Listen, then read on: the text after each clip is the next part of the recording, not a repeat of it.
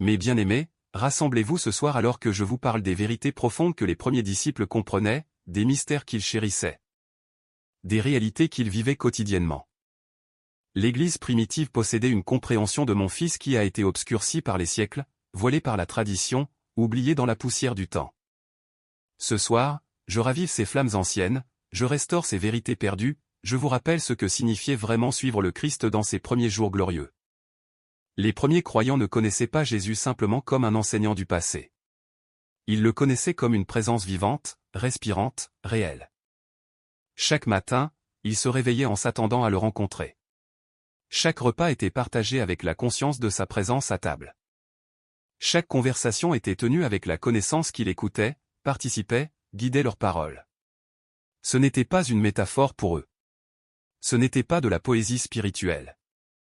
C'était leur réalité quotidienne, aussi concrète que le pain qu'ils rompaient ensemble. Dans les rues de Jérusalem, dans les maisons d'Antioche, dans les places de Corinthe, les croyants vivaient dans une attente constante de manifestations divines. Ils ne compartimentaient pas leur foi en heures de culte et en vie séculière. Chaque instant était sacré. Chaque rencontre était une opportunité de voir Christ à l'œuvre. Ils comprenaient que mon Fils n'était pas confiné au ciel, attendant leur arrivée éventuelle. Il marchait parmi eux, invisible mais indéniablement présent, actif dans chaque détail de leur existence. L'Église primitive comprenait quelque chose de fondamental que beaucoup ont oublié aujourd'hui. Ils savaient que Jésus n'était pas venu établir une religion. Il était venu établir une famille. Il n'apportait pas un nouveau système de règles pour remplacer l'ancien. Il apportait une nouvelle façon d'exister, une nouvelle réalité où les humains pouvaient vivre comme mes enfants bien-aimés, connectés à moi de la manière dont j'avais toujours prévu. Quand Pierre se tenait devant les foules à Jérusalem, quand Paul prêchait dans les synagogues, leur message n'était pas centré sur la doctrine. Leur message était centré sur une personne. Ils ne disaient pas, voici un nouvel ensemble de croyances à adopter. Ils disaient, nous avons rencontré quelqu'un qui a tout changé. Nous l'avons vu. Nous l'avons touché. Nous avons mangé avec lui. Et il veut que vous le connaissiez aussi. Cette connaissance personnelle, intime de Jésus était la marque distinctive de l'Église primitive. Ils ne débattaient pas de théologie dans le vide. Ils partageaient leurs expériences d'un Christ vivant qui les transformait quotidiennement. Quand ils parlaient de résurrection, ce n'était pas un concept abstrait. C'était le témoignage de ce qu'ils avaient vu de leurs propres yeux. Quand ils parlaient de transformation, ce n'était pas une théorie. C'était l'histoire de comment leur propre vie avait été radicalement changée. Les premiers disciples comprenaient que suivre Jésus signifiait une mort complète à leur ancienne façon de vivre. Ce n'était pas une amélioration de leur existence précédente. C'était une fin totale et un nouveau commencement radical. Quand ils descendaient dans les eaux du baptême, ils comprenaient qu'ils enterraient tout ce qu'ils avaient été. Quand ils ressortaient, ils savaient qu'ils étaient littéralement de nouvelles créations, animés par une vie qui n'était pas la leur mais celle de Christ vivant en eux. Cette compréhension les rendait intrépides. Quand les autorités les menaçaient, quand les foules les persécutaient, quand leur propre famille les rejetait, ils restaient inébranlables. Pourquoi? Parce qu'ils n'essayaient pas de protéger une croyance religieuse. Ils témoignaient d'une réalité qu'ils expérimentaient chaque jour.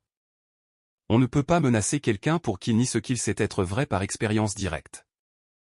L'Église primitive vivait dans une dimension de puissance que beaucoup de chrétiens modernes considèrent comme extraordinaire, mais pour eux, c'était ordinaire.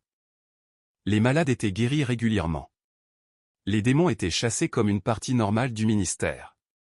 Les prophéties coulaient naturellement dans leur rassemblement. Les signes et les merveilles n'étaient pas des événements spéciaux réservés aux apôtres célèbres. C'était l'expérience commune de tous ceux qui marchaient avec Christ. Pourquoi cette puissance était-elle si répandue parmi eux? Parce qu'ils comprenaient quelque chose de crucial. Ils savaient que Jésus ne leur avait pas donné des enseignements à suivre. Il leur avait donné sa propre vie à vivre. La vie de résurrection qui coulait dans ses veines coulait maintenant dans les leurs. Il n'essayait pas d'imiter un modèle lointain. Il permettait à sa vie en eux de s'exprimer à travers leurs personnalités uniques, leurs situations diverses, leurs contextes variés. Cette compréhension les libérait d'un fardeau que beaucoup de croyants modernes portent. Ils n'essayaient pas d'être assez bons pour Dieu. Ils n'essayaient pas d'accomplir des lois pour gagner l'approbation. Ils avaient découvert que Christ était leur justice, leur sainteté, leur rédemption. Leur lutte n'était pas d'atteindre un standard. Leur joie était de se reposer dans ce qui avait déjà été accompli et de permettre à cette réalité de se manifester dans leur vie quotidienne. Les premières communautés chrétiennes comprenaient la nature radicalement communautaire de la foi. Ils ne se considéraient pas comme des individus isolés essayant de maintenir des croyances personnelles. Ils se voyaient comme un corps, interconnecté, interdépendant, fonctionnant comme un organisme vivant avec Christ comme tête.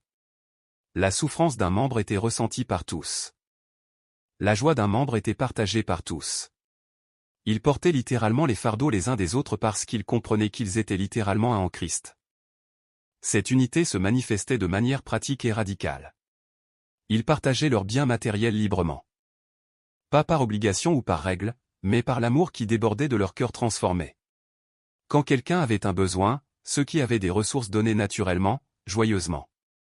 Il n'y avait pas de pauvres parmi eux, non pas à cause d'un programme social, mais à cause d'une famille qui prenait soin de ses propres membres. L'Église primitive comprenait que Jésus était venu inverser toutes les valeurs du monde. Leur échelle de grandeur était complètement à l'envers par rapport aux normes romaines qui les entouraient. Les derniers seraient premiers. Les serviteurs seraient les plus grands. Celui qui perdrait sa vie la trouverait. Ces paradoxes n'étaient pas de simples slogans pour eux. C'étaient les principes directeurs de leur existence quotidienne. Les dirigeants dans l'Église primitive étaient ceux qui servaient le plus, qui se sacrifiaient le plus, qui aimaient le plus profondément. L'autorité n'était pas une position à rechercher mais un fardeau à porter. Ceux qui guidaient la communauté le faisaient avec des mains transpercées de service, des genoux calés par la prière-intercession, des cœurs brisés par la compassion. Ils ne cherchaient pas de titre ou de reconnaissance. Ils cherchaient à voir Christ formé dans ceux dont ils avaient la charge. Cette compréhension du leadership serviteur découlait directement de leur connaissance de Jésus. Ils l'avaient vu laver les pieds de ses disciples. Ils l'avaient entendu dire qu'il n'était pas venu pour être servi mais pour servir. Ils l'avaient vu donner sa vie sur une croix. Comment pouvaient-ils chercher la grandeur selon les standards du monde quand leur maître avait défini la grandeur de manière si radicalement différente? Les premiers croyants comprenaient également quelque chose de profond sur la souffrance. Ils ne la voyaient pas comme une preuve de l'absence de Dieu ou comme quelque chose à éviter à tout prix. Ils la considéraient comme une participation aux souffrances de Christ, comme un privilège qui les conformait plus profondément à son image. Quand ils étaient persécutés, ils se réjouissaient d'être jugés dignes de souffrir pour son nom. Ce n'était pas du masochisme. C'était la compréhension profonde que la souffrance, quand elle est vécue en communion avec Christ, produit une gloire éternelle qui dépasse de loin toute affliction temporaire. Cette perspective sur la souffrance les rendait invincibles. Les autorités romaines ne pouvaient pas comprendre pourquoi ces chrétiens ne craignaient pas la mort. Ils allaient à leur exécution en chantant. Ils pardonnaient à leurs bourreaux depuis les croix et les bûchers. Ils priaient pour ceux qui les persécutaient. Ce n'était pas de la folie. C'était la démonstration d'une vie qui ne pouvait pas être prise parce qu'elle avait déjà été donnée. L'Église primitive vivait dans une tension magnifique entre le déjà et le pas encore. Ils comprenaient que le royaume de Dieu était déjà arrivé en Christ, mais pas encore pleinement manifesté. Ils expérimentaient la vie de l'âge à venir tout en vivant encore dans cet âge présent. Cette tension ne les frustrait pas. Elle les remplissait d'espérance ardente. Chaque guérison était un avant-goût de la restauration finale. Chaque démonstration d'amour était une percée du royaume. Chaque acte de justice était une anticipation de la mise à droit de toutes choses. Cette espérance eschatologique donnait une urgence à leur mission. Ils savaient que le temps était court. Ils savaient que Jésus reviendrait. Mais ils ne restaient pas passifs en attendant. Ils travaillaient activement à étendre le royaume, à faire des disciples de toutes les nations, à démontrer la réalité de l'amour de Dieu dans chaque sphère de la société. Leur attente du retour de Christ ne les rendait pas détachés du monde. Elle les rendait passionnément engagés à transformer le monde avec la réalité du royaume. Les premiers disciples comprenaient que Jésus ne leur avait pas donné une nouvelle religion à pratiquer le dimanche. Il leur avait donné une nouvelle façon d'être humain à vivre chaque instant. Leur foi n'était pas compartimentée. Elle était intégrée dans chaque aspect de leur existence. Leur travail était culte. Leur repas était communion. Leur conversation était ministère. Leur relation était témoignage. Chaque moment était une opportunité d'incarner Christ, de démontrer sa vie, de refléter sa gloire. Cette intégration holistique de la foi et de la vie créait une authenticité puissante. Les païens qui les observaient ne voyaient pas des gens essayant d'être religieux. Ils voyaient des gens qui étaient fondamentalement différents.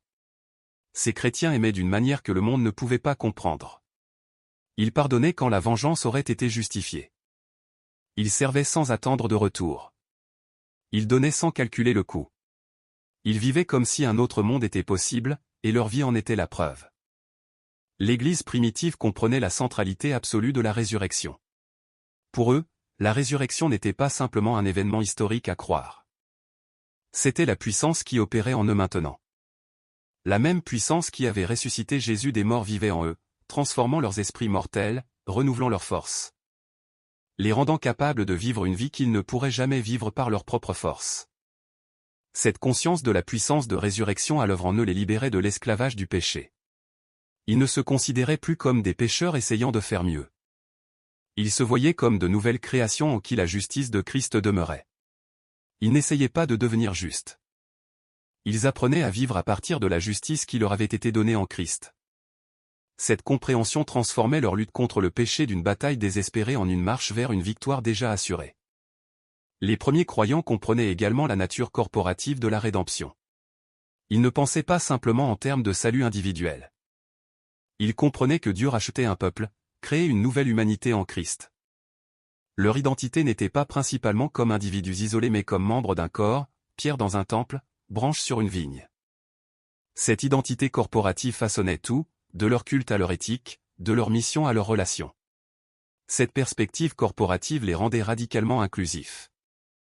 En Christ, il n'y avait ni juif ni grec, ni esclave ni libre, ni homme ni femme. Ces catégories qui divisaient le monde ancien n'avaient aucune puissance dans la nouvelle création. L'Église primitive démontrait une unité qui transcendait toutes les barrières sociales, ethniques et économiques. Ce n'était pas une unité forcée ou artificielle. C'était le fruit naturel de leur union commune avec Christ.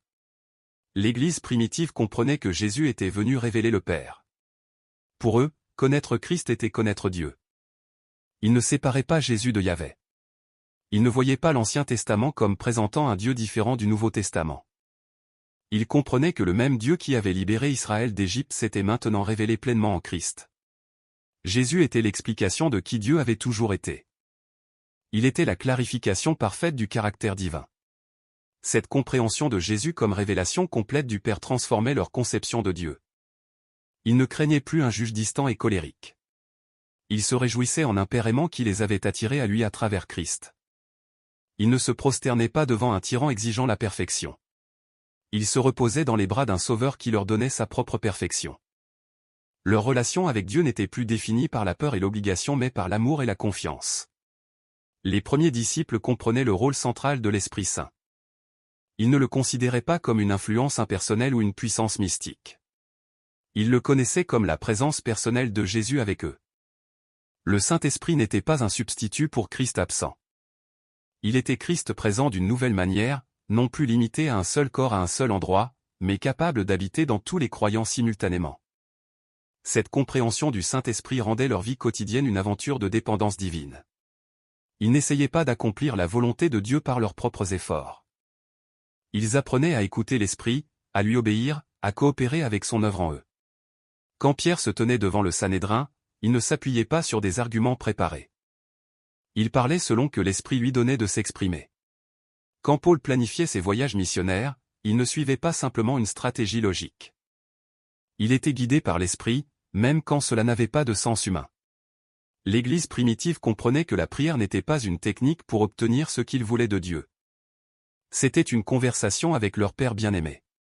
Ils priaient sans cesse, non pas en récitant des formules répétitives, mais en maintenant une conscience constante de la présence de Dieu. Leur vie entière était vécue en conversation avec le divin. Ils parlaient à Dieu aussi naturellement qu'ils respiraient, aussi constamment qu'ils pensaient. Cette vie de prière continue créait une sensibilité à la voix de Dieu. Ils discernaient sa direction dans les circonstances, reconnaissaient sa main à l'œuvre dans les événements, sentaient ses murmures dans leur esprit. Cette sensibilité n'était pas réservée aux super spirituels. C'était l'expérience normale de tous ceux qui marchaient étroitement avec Christ. Les enfants entendaient Dieu aussi clairement que les anciens. Les esclaves discernaient sa volonté aussi sûrement que les hommes libres. Les premiers croyants comprenaient la puissance transformatrice de la parole de Dieu. Mais ils ne considéraient pas la parole simplement comme un texte écrit. Pour eux, Jésus lui-même était la parole vivante. Les Écritures pointaient vers lui, témoignaient de lui, révélaient lui. Il lisait l'Ancien Testament à travers le prisme de Christ, voyant sa gloire sur chaque page, entendant ses échos dans chaque prophétie, discernant sa présence dans chaque histoire. Cette approche christocentrique de l'Écriture transformait leur lecture. Ils ne cherchaient pas simplement de l'information ou des règles à suivre. Ils cherchaient une rencontre avec la personne vivante que les Écritures révélaient. Quand ils lisaient sur Abraham, ils voyaient la foi qui plaît à Dieu. Quand ils lisaient sur Moïse, ils voyaient le libérateur qui préfigurait Christ. Quand ils lisaient les psaumes, ils entendaient le cri de l'humanité qui trouvait sa réponse en Jésus. L'Église primitive comprenait que suivre Jésus signifiait embrasser une vie de simplicité radicale. Ils voyaient comment l'attachement aux possessions matérielles étouffait la vie spirituelle. Ils comprenaient que l'anxiété concernant les choses de ce monde volait leur paix. Alors ils choisissaient la voie de la confiance, dépendant quotidiennement de la provision du Père, donnant généreusement, vivant légèrement. Leur sécurité n'était pas dans ce qu'ils possédaient mais dans celui qui les possédait. Cette simplicité n'était pas une austérité sombre. C'était une liberté joyeuse. Libérés de la tyrannie du matérialisme, ils pouvaient se réjouir pleinement dans les bonnes choses que Dieu fournissait. Chaque repas était une fête. Chaque rassemblement était une célébration. Chaque jour était un cadeau. Ils possédaient peu mais jouissaient de tout parce qu'ils savaient que tout venait de la main d'un Père généreux. Les premiers disciples comprenaient que Jésus les appelait à un amour radical qui s'étendait même aux ennemis. Ce n'était pas un idéal théorique pour eux. C'était une pratique quotidienne. Quand ils étaient persécutés, ils priaient pour leurs persécuteurs. Quand ils étaient trahis, ils pardonnaient. Quand ils étaient haïs, ils aimaient en retour. Cet amour n'était pas une émotion chaleureuse. C'était une décision volontaire de chercher le bien de l'autre, même quand cela coûtait tout. Cet amour sacrificiel était le signe distinctif qui identifiait les vrais disciples de Jésus. Le monde païen était étonné par la façon dont ces chrétiens s'aimaient les uns les autres. Ils prenaient soin des malades pendant les épidémies quand d'autres fuyaient. Ils recueillaient les bébés abandonnés que la société romaine laissait mourir. Ils visitaient les prisonniers que personne d'autre ne se souciait de voir. Ils enterraient les morts que personne d'autre ne réclamerait. Leur amour n'était pas sélectif ou conditionnel. Il était aussi indiscriminé et généreux que l'amour de leur Père céleste. L'Église primitive comprenait que Jésus avait vaincu tous les pouvoirs et autorités à la croix. Il ne vivait pas dans la peur des démons, des principautés ou des puissances. Il savait que Christ avait désarmé ses forces, les rendant impuissantes face à ceux qui étaient en lui. Cette confiance dans la victoire de Christ leur donnait une audace qui confondait le royaume des ténèbres. Ils chassaient les démons avec autorité. Ils confrontaient les structures injustes avec courage. Ils vivaient comme des citoyens d'un royaume qui ne pouvait être ébranlé. Cette compréhension de la victoire de Christ ne les rendait pas triomphalistes. Elle les rendait compatissants envers ceux qui étaient encore captifs. Ils voyaient les personnes qui les persécutaient non comme des ennemis mais comme des prisonniers que Christ était venu libérer. Ils proclamaient l'Évangile non avec arrogance mais avec larmes, sachant que chaque personne qui rejetait Christ embrassait leur propre destruction. Leur urgence n'était pas motivée par la peur de la punition divine mais par l'amour pour ceux qui périssaient. Les premiers croyants comprenaient que Jésus les appelait à une vie de sainteté radicale. Mais ils ne voyaient pas la sainteté comme une liste de comportements interdits. Ils la comprenaient comme une participation à la nature divine elle-même. La sainteté n'était pas quelque chose qu'ils accomplissaient par effort. C'était quelque chose qu'ils recevaient par grâce et exprimaient par amour. Ils ne s'abstenaient pas du péché par peur de punition. Ils se détournaient de ce qui était destructeur parce qu'ils avaient goûté à ce qui était vraiment satisfaisant. Cette compréhension de la sainteté créait une transformation de l'intérieur vers l'extérieur. Ils ne se contentaient pas de modifier leur comportement externe. Leurs désirs eux-mêmes étaient transformés. Ce qui les attirait autrefois les répugnait maintenant. Ce qu'ils poursuivaient autrefois semblait vide maintenant. Ils avaient trouvé une perle de grand prix, et en comparaison, tout le reste était comme des ordures.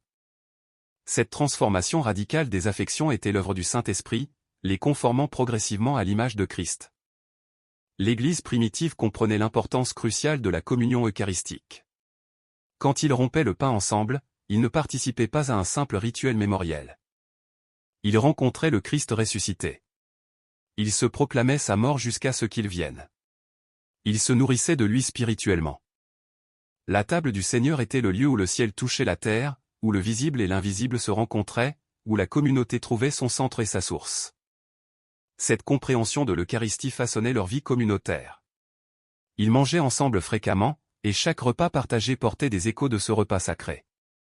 Leur partage quotidien de nourriture était une extension de leur communion à la table du Seigneur. Ils comprenaient que nourrir le corps d'un frère affamé était aussi sacré que partager le pain de communion. L'amour exprimé dans l'Eucharistie devait se manifester dans toutes leurs interactions. Les premiers disciples comprenaient que Jésus ne leur avait pas donné une mission optionnelle. Il leur avait donné une identité.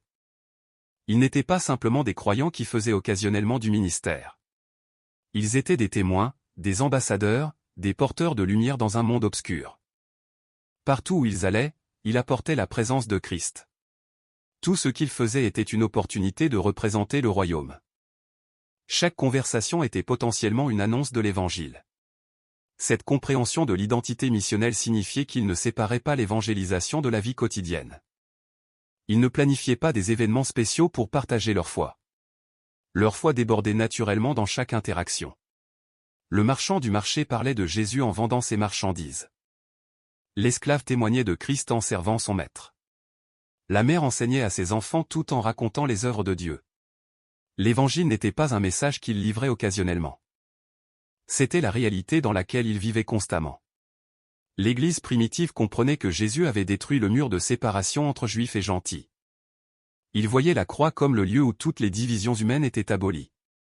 En Christ, une nouvelle humanité était créée, une humanité qui transcendait toutes les anciennes catégories. Cette vision les poussait à franchir les frontières que le monde ancien considérait comme infranchissables. Ils mangeaient avec ceux que leur culture d'origine considérait comme impurs. Ils adoraient avec ceux que la société jugeait inférieurs. Ils formaient une famille avec des gens qui, selon tous les standards humains, n'avaient rien en commun. Cette unité radicale était elle-même un témoignage puissant de la réalité de l'Évangile. Quand le monde voyait des juifs et des gentils s'aimer comme des frères, quand il voyait des esclaves et des maîtres partager le même pain.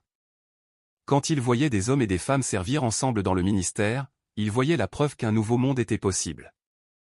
L'Église elle-même était une démonstration du royaume, une avant-garde de la nouvelle création, un signe de l'âge à venir qui avait fait irruption dans le présent. Mais bien-aimés, ces vérités que l'Église primitive comprenait si clairement n'ont pas été perdues à jamais. Je les ravive en vous ce soir. Le même esprit qui animait ses premiers disciples vit en vous. La même puissance qui les transformait est disponible pour vous. Les mêmes réalités qu'ils expérimentaient vous attendent. Christ n'a pas changé. Sa vie de résurrection est aussi puissante aujourd'hui qu'elle l'était alors. Sa présence est aussi réelle. Son appel est aussi radical. Vous n'êtes pas appelés à ressusciter une forme ancienne de christianisme. Vous êtes appelés à vivre les mêmes réalités éternelles dans votre contexte unique. Jésus ne vous appelle pas à imiter le premier siècle. Il vous appelle à incarner les vérités intemporelles qu'ils incarnaient.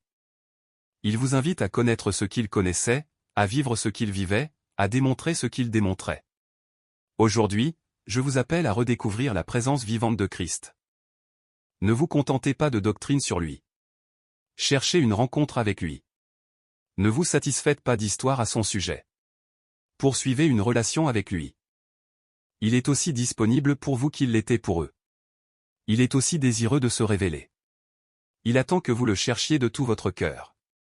Je vous appelle à embrasser la vie de résurrection. Vous n'êtes pas coincé dans des patterns de défaite et de péché. La puissance qui a ressuscité Christ des morts vit en vous. Cette puissance est suffisante pour transformer chaque domaine de votre vie, pour briser chaque chaîne, pour libérer chaque captivité. Apprenez à vivre à partir de cette vie de résurrection. Comptez-vous comme mort au péché et vivant pour Dieu en Christ Jésus. Je vous appelle à vivre en communauté radicale. Vous n'étiez pas destiné à marcher seul dans cette voie. Trouvez votre famille spirituelle. Partagez vos vies profondément. Portez les fardeaux les uns des autres. Célébrez les joies les uns des autres. Permettez à Christ d'être formé en vous à travers le fer qui aiguise le fer de relations authentiques. L'individualisme qui caractérise tant de christianisme moderne n'a jamais été mon intention. Je vous appelle à une sainteté qui découle de l'amour plutôt que de la peur. Ne vous contentez pas de modifier votre comportement externe. Laissez-moi transformer vos désirs mêmes. Goûtez et voyez que je suis bon. Découvrez que mes voies sont meilleures que tout ce que le monde offre. La vraie sainteté n'est pas une austérité sombre. C'est une joie profonde dans ce qui satisfait vraiment. Je vous appelle à un amour qui s'étend même aux ennemis. Dans un monde rempli de divisions, de haine et de représailles, soyez mes agents de réconciliation. Aimez ceux qui vous persécutent. Priez pour ceux qui vous maltraitent.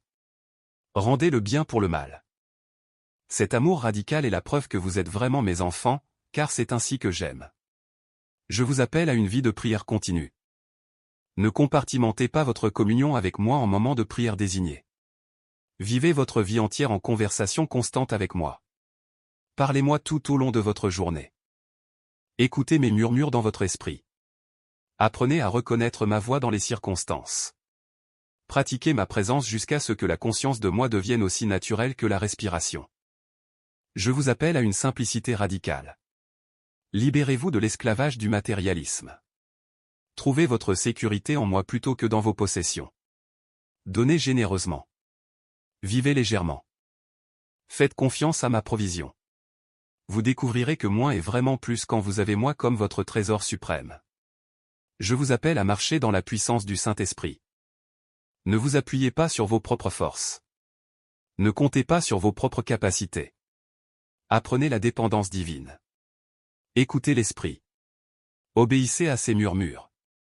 Coopérez avec son œuvre en vous. Il est votre enseignant, votre guide, votre consolateur, votre force. Je vous appelle à vivre avec une urgence eschatologique. Le temps est court. Le royaume est proche. Chaque moment compte. Ne gaspillez pas votre vie dans des poursuites futiles. Investissez dans ce qui durera éternellement. Faites des disciples. Démontrez l'amour. Étendez le royaume. Vivez aujourd'hui à la lumière de l'éternité. Je vous appelle à être des témoins audacieux. Ne cachez pas votre lumière.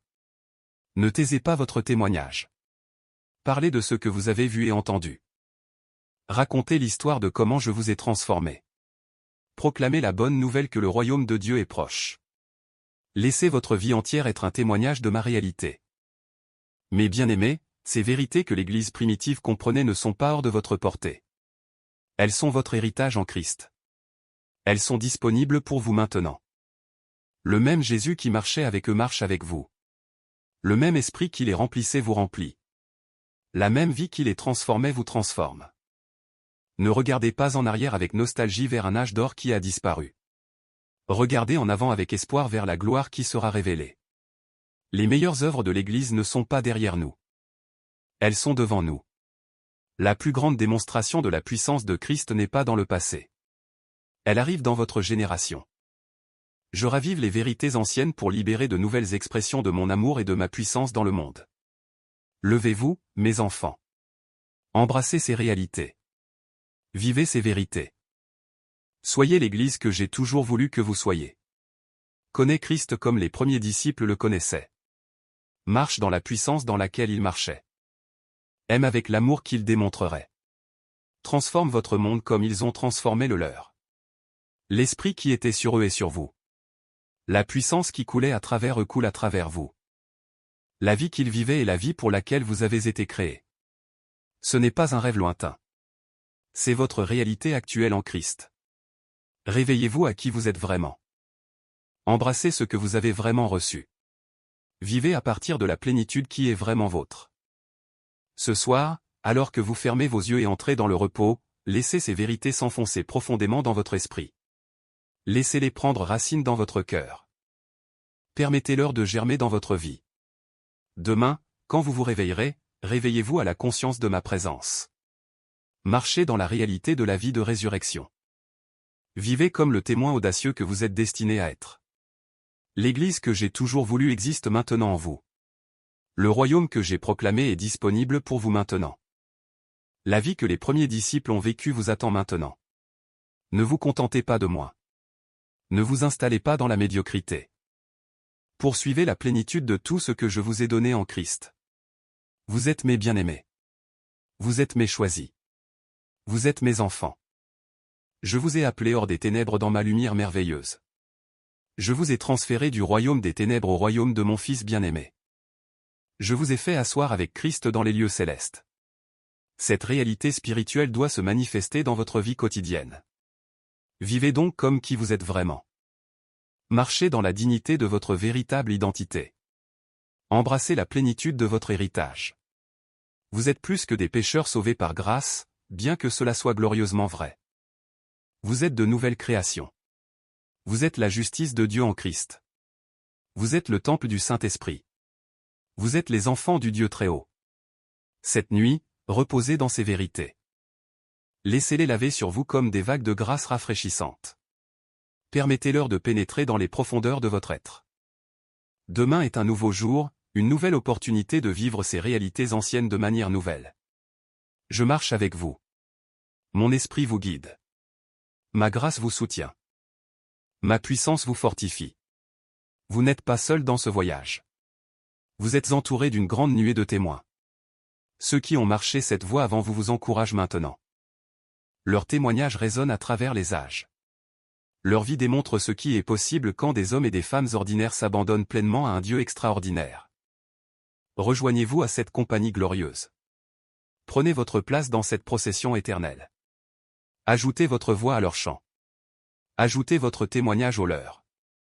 Vivez de manière que les générations futures regardent en arrière et voient en vous la preuve que ces vérités anciennes sont éternellement pertinentes, toujours puissantes, toujours transformatrices.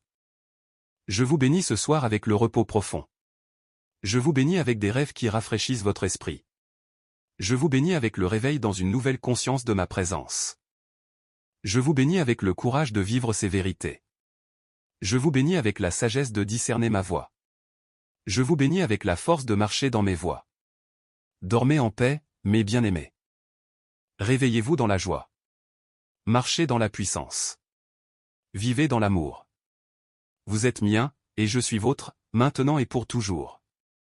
L'Église primitive comprenait également quelque chose de profond sur la nature transformatrice de la grâce.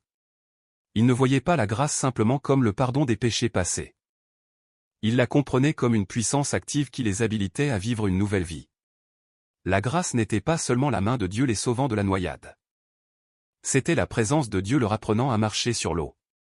La grâce n'était pas simplement la bonté de Dieu les acceptant malgré leurs échecs.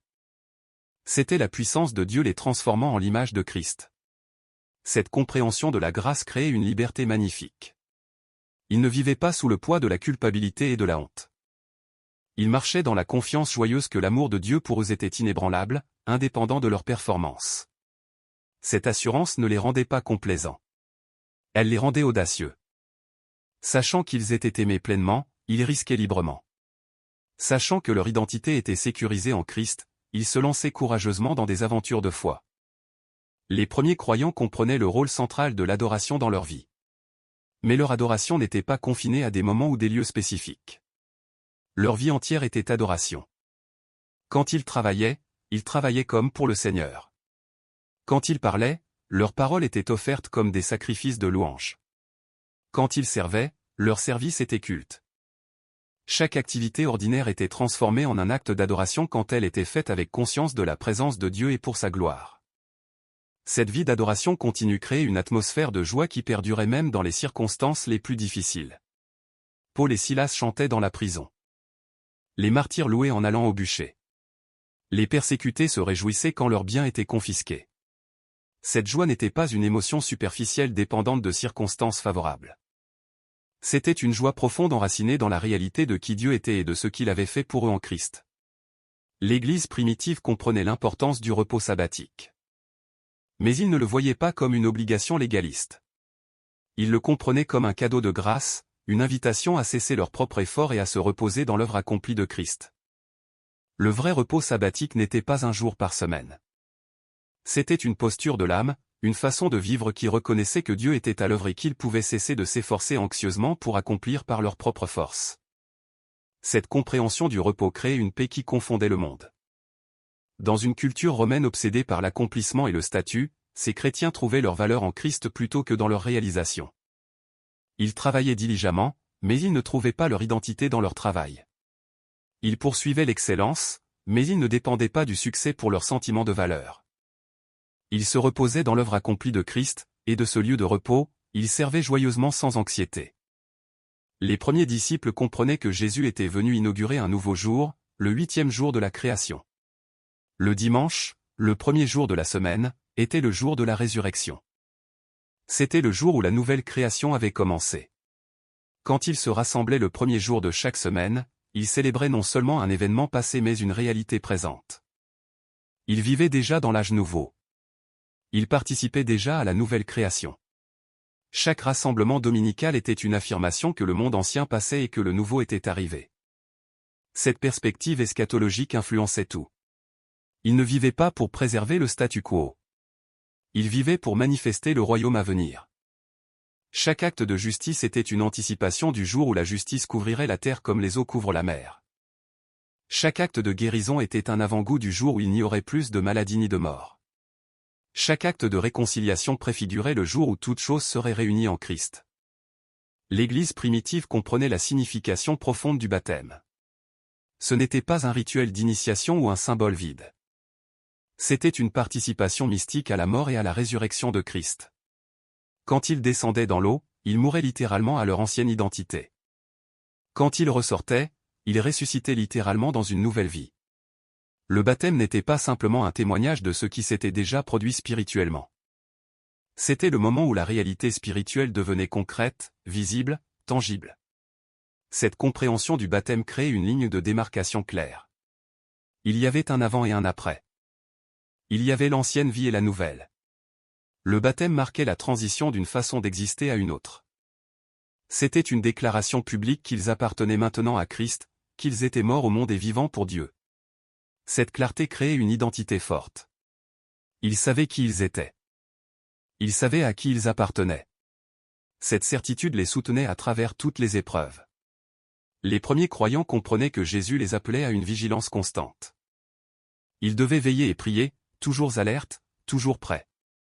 Cette vigilance n'était pas une anxiété nerveuse. C'était une conscience éveillée, une sensibilité spirituelle. Ils discernaient les temps et les saisons. Ils reconnaissaient les œuvres de l'ennemi. Ils distinguaient entre l'esprit de Dieu et les esprits trompeurs. Cette vigilance les protégeait des dangers spirituels et les positionnait pour saisir les opportunités divines. Cette acuité spirituelle était cultivée à travers la discipline spirituelle. Ils jeûnaient régulièrement, non pour manipuler Dieu ou gagner des faveurs, mais pour aiguiser leur sensibilité spirituelle. Ils se retiraient dans la solitude, non pour fuir le monde, mais pour rencontrer Dieu plus profondément. Ils méditaient sur les Écritures, non par obligation religieuse, mais par faim pour la parole vivante. Ces disciplines n'étaient pas des fardeaux. C'étaient des joies, des moyens de grâce qui approfondissaient leur communion avec Dieu. L'Église primitive comprenait le pouvoir de la confession et du pardon mutuel. Ils pratiquaient la transparence radicale, confessant leurs péchés les uns aux autres, portant les fardeaux les uns des autres. Cette honnêteté créait une communauté où la guérison pouvait se produire, où la délivrance était possible, où la transformation était normale. Ils ne prétendaient pas avoir tout compris. Ils admettaient leurs luttes, partageaient leurs faiblesses, et recevaient de la force dans leur vulnérabilité mutuelle. Cette pratique de confession mutuelle brisait le pouvoir du secret et de la honte. Le péché prospère dans l'obscurité, mais il perd sa puissance quand il est amené à la lumière. Quand ils confessaient leurs péchés les uns aux autres, ils expérimentaient la vérité que si nous confessons nos péchés, Dieu est fidèle et juste pour nous pardonner et nous purifier. Le pardon n'était pas seulement une transaction verticale avec Dieu. Il était médiatisé horizontalement à travers la communauté des croyants. Les premiers disciples comprenaient que Jésus leur avait donné une autorité déléguée. Ils n'agissaient pas en leur propre nom. Ils agissaient au nom de Christ. Quand ils guérissaient, ce n'était pas leur pouvoir mais le sien. Quand ils enseignaient, ce n'était pas leur parole mais les siennes. Quand ils dirigeaient, ce n'était pas leur autorité mais celle qu'ils leur avaient confiée. Cette compréhension les gardait humbles tout en les rendant audacieux. Cette autorité déléguée s'exerçait toujours dans l'amour. Ils ne dominaient jamais ceux qui étaient sous leur soin. Ils ne manipulaient jamais les gens pour servir leurs propres intérêts. Ils utilisaient l'autorité de Christ uniquement pour édifier, encourager et exhorter. Leur but était toujours de voir les gens libérés, mûris, équipés pour leur propre ministère. Ils travaillaient pour se rendre obsolètes, pour élever des disciples qui dépasseraient leurs enseignants. L'Église primitive comprenait l'importance du témoignage collectif. Individuellement, chaque croyant était un témoin de Christ. Mais collectivement, la communauté elle-même était un témoignage puissant. la façon dont ils s'aimaient les uns les autres, la façon dont ils partageaient leurs ressources, la façon dont ils accueillaient les étrangers. Tout cela proclamait la réalité du royaume plus puissamment que n'importe quel sermon. Cette vie communautaire était leur apologétique la plus efficace. Quand les païens voyaient des esclaves et des maîtres partager le même pain comme égaux, ils voyaient quelque chose qui défiait toute la structure sociale romaine. Quand ils voyaient des hommes et des femmes servir ensemble dans le respect mutuel, ils voyaient une alternative radicale au patriarcat dominant. Quand ils voyaient des riches donner généreusement et des pauvres donner joyeusement, ils voyaient un système économique complètement différent basé sur l'amour plutôt que sur la cupidité. Les premiers croyants comprenaient que Jésus les appelait à une vie de gratitude constante. Ils rendaient grâce en toutes circonstances, non parce que toutes les circonstances étaient bonnes, mais parce que Dieu était bon dans toutes les circonstances. Cette gratitude n'était pas une émotion superficielle ou une technique de pensée positive. C'était une posture profonde de confiance en la souveraineté et la bonté de Dieu. Cette attitude de gratitude transformait leur expérience de la souffrance. Ils ne niaient pas la douleur. Ils ne prétendaient pas que tout allait bien quand ce n'était pas le cas. Mais au milieu de la souffrance, ils trouvaient des raisons de louer. Ils voyaient comment Dieu travaillait à travers leurs épreuves pour produire la maturité. Ils reconnaissaient que leurs légères afflictions momentanées produisaient un poids éternel de gloire. L'Église primitive comprenait le rôle crucial de l'espérance. Cette espérance n'était pas un vœu pieux ou un optimisme naïf. C'était une confiance ferme en les promesses de Dieu, une assurance de ce qu'on espère, une conviction de ce qu'on ne voit pas. Cette espérance était leur encre dans les tempêtes, leur lumière dans les ténèbres, leur force dans la faiblesse. Cette espérance orientait leur regard au-delà des circonstances immédiates vers la réalité éternelle. Ils savaient que cette vie n'était pas tout ce qu'il y avait. Ils vivaient pour un monde à venir. Ils investissaient dans un royaume qui ne passerait jamais. Cette perspective éternelle ne les rendait pas si célestes qu'ils n'étaient d'aucune utilité terrestre. Au contraire, elle les libérait pour vivre courageusement maintenant parce qu'ils savaient que leur véritable demeure était ailleurs. Les premiers disciples comprenaient que Jésus les appelait à une vie de contentement. Ils avaient appris le secret d'être satisfaits en toutes circonstances. Ce n'était pas un contentement basé sur l'obtention de tout ce qu'ils voulaient. C'était un contentement enraciné dans la suffisance de Christ. Il était leur pain. Il était leur eau vive. Il était leur trésor suprême. Ayant lui, ils avaient tout ce dont ils avaient vraiment besoin. Ce contentement ne signifiait pas passivité ou manque d'ambition. Ils travaillaient diligemment, poursuivaient l'excellence, cherchaient à grandir. Mais leur motivation n'était pas un désir insatiable d'avoir plus. C'était l'amour qui les contraignait, la gratitude qui les inspirait, la joie de servir qui les animait. Ils vivaient généralement, donnaient libéralement, servaient joyeusement parce qu'ils avaient découvert que la vraie vie n'était pas dans l'accumulation mais dans la donation. L'Église primitive comprenait l'importance de la patience divine. Dieu ne se pressait pas. Il travaillait selon son propre calendrier, accomplissant ses buts à son propre rythme. Cette compréhension les aidait à persévérer quand les réponses aux prières tardaient, quand les promesses semblaient retardées. Quand les circonstances ne changeaient pas aussi rapidement qu'ils l'espéraient. Cette patience n'était pas une résignation passive. C'était une attente active, une espérance persévérante. Ils continuaient à prier, à croire, à travailler, sachant que Dieu était fidèle et qu'il accomplirait ce qu'il avait commencé. Ils plantaient des graines avec foi, sachant qu'ils récolteraient en temps voulu s'ils ne se lassaient pas. Ils couraient avec endurance la course qui leur était proposée, gardant les yeux fixés sur Jésus. Les premiers croyants comprenaient que Jésus les appelait à une vie de sages. Si ces vérités ont touché votre cœur ce soir, si vous sentez l'appel à redécouvrir ce que l'Église primitive comprenait. Si vous désirez vivre dans la plénitude de tout ce que Christ a pourvu, laissez votre cœur répondre dans la simplicité et la sincérité. Dites simplement « Amen ».